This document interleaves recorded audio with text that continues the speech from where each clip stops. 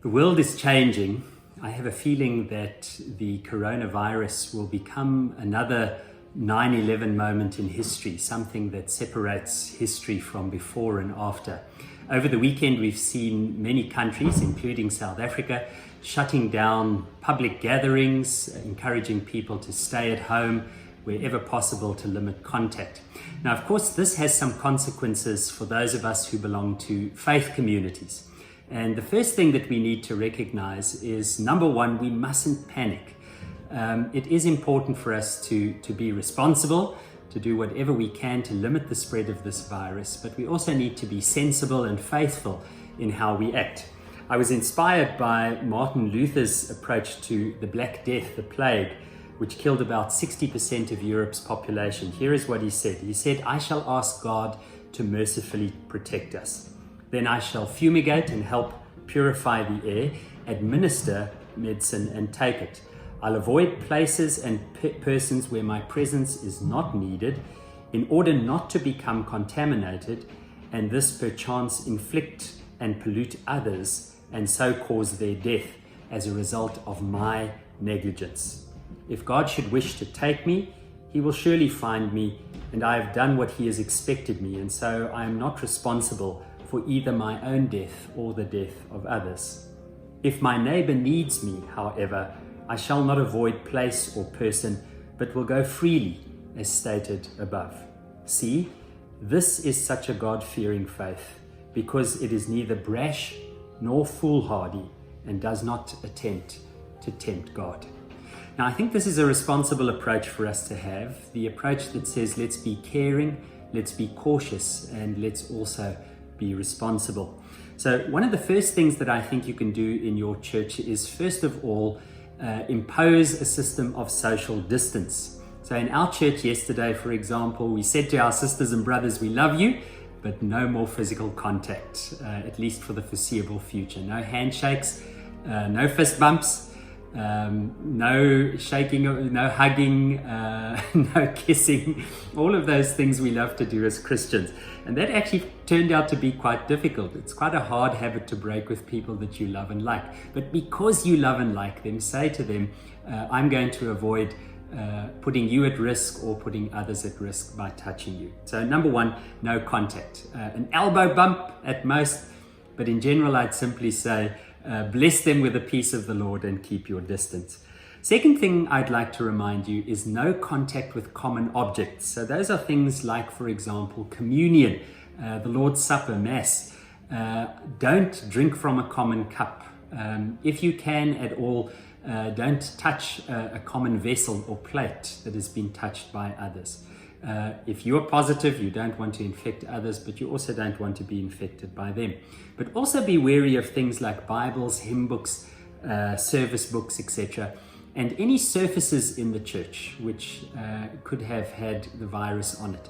So make sure that you try to avoid all contact with surfaces, and that includes things like doorknobs, door handles into common spaces like vestries, bathrooms, etc. And of course, hand washing is one way to avoid a lot of this. One of the things we hadn't thought about in our church was offering bags. We took care of everything else. We didn't hold hands, we didn't shake hands, but the one thing we forgot about was the offering bags when we send those around for persons to give their tithes and offerings. So what I've suggested is that one has a retiring offering or encourage persons to make electronic transfers into the church's bank account. The next thing that I want to suggest is, if you're not feeling well, stay home. It is for the good of everyone in your community if you do so. So if you feel any kind of symptoms, if you're afraid that you may have been in contact with someone who has any symptoms, or if you are a person who is at risk, an elderly person or someone with a respiratory ailment or low immunity, just for a few weeks, don't come to church. Don't attend any of the meetings. It's irresponsible to do so for yourself and for others. The last thing that I will say is cancel your meetings wherever you can. Postpone events. Try to make sure that people don't meet together in physical space. So wherever you can, try to go online. Now, for most of you who are watching this, I'm guessing you already have some online presence and contact. And there are a number of very, very easy things that you can do. First of all, If you have access to a cell phone, this is being recorded on my iPhone. You can do it on an Android phone as well. You can make use of Facebook Live. It's the easiest thing. On Facebook, you simply press the button that says Go Live and share your sermon, your materials with your congregation. Spread the news, tell them when you're going to be online. It might even be during your regular service time. Set up your phone on top of a book, lean it against something, put it on a tripod if you have one, and go online and connect that way. The second resource is a free app called twitch.tv.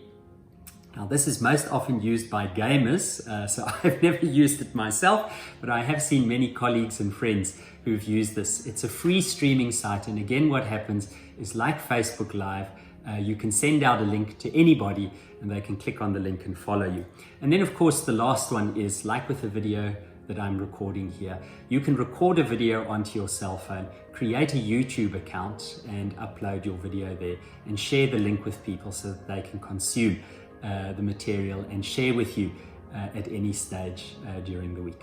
So I want to wish you every blessing during this time, and I pray that God would offer you the protection and the care that I know God longs for all of us. And I pray that you would be responsible, that you would think not only of your own good, but also the common good of others.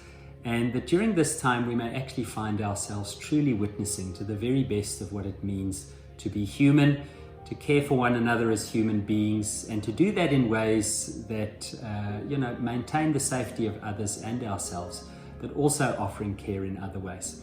And remember, the body of Christ is not a place or a time. That notion of church is a misrepresented one. The body of Christ is a people, and however the people gather and wherever they gather, Christ is present with us. So I wish you God's blessing.